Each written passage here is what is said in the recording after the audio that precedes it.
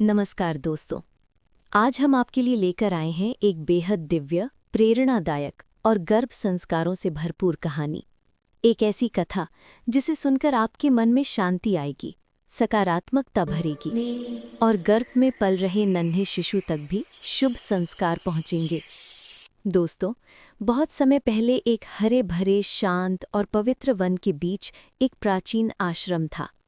हवा की हल्की सरसराहट भी यहाँ किसी मंत्र की तरह सुनाई देती थी। उसी आश्रम में माता अनुसूया रहती थीं, धैर्य, करुणा और दिव्यता की प्रतिमूर्ति। एक दिन एक गर्भवती स्त्री सरिता वहां पहुंची। उसके मन में कई सवाल, कई चिंता और कई डर थे।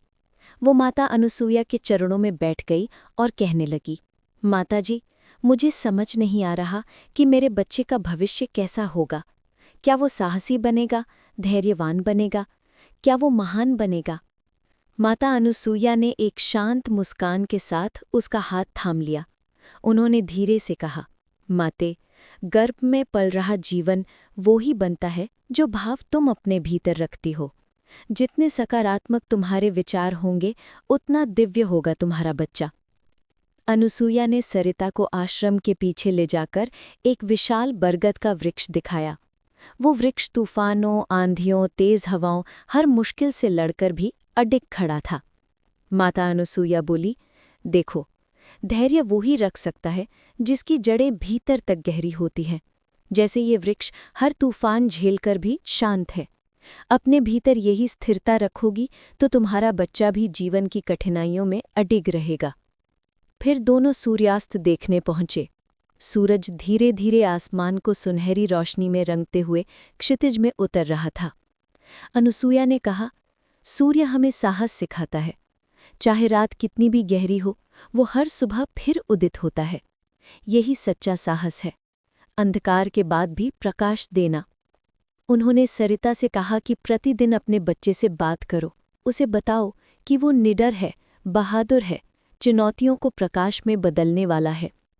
इसके बाद वे दोनों नदी के किनारे पहुंची। शांत जल पर एक कमल खिला हुआ था, निर्मल, पवित्र, कीचड़ में रहते हुए भी चमकता हुआ।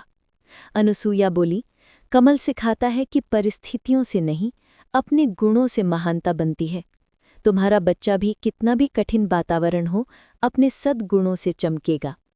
सरिता के मन की सारी चिंता धीरे धीरे मानो घुलने लगी। वो अंदर से शांत हो रही थी। रात घिराई थी। इसी दौरान एक दिव्य सुगंध हवा में फैली।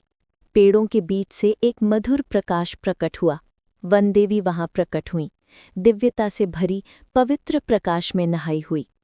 वनदेवी ने सरिता के सिर पर हाथ रखा और कहा, माते, तुम्हारे गर्भ का बालक धैर्यवान होगा, सूर्य जैसा साहसी होगा और कमल की तरह पवित्र हृदय वाला होगा। तुम्हारी सकारात्मक भावनाएं उसके जीवन का मार्ग बनेंगी।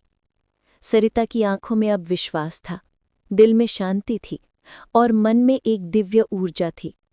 वो मुस्कुराते हुए घर लौटी, अपने साथ माता अनुसूया का ज्ञान, वनदेवी का आशीर्वाद और ये विश्वास कि उसका बच्चा महान बनेगा, उजाला फैलाएगा और संसार के लिए प्रेरणा बनेगा।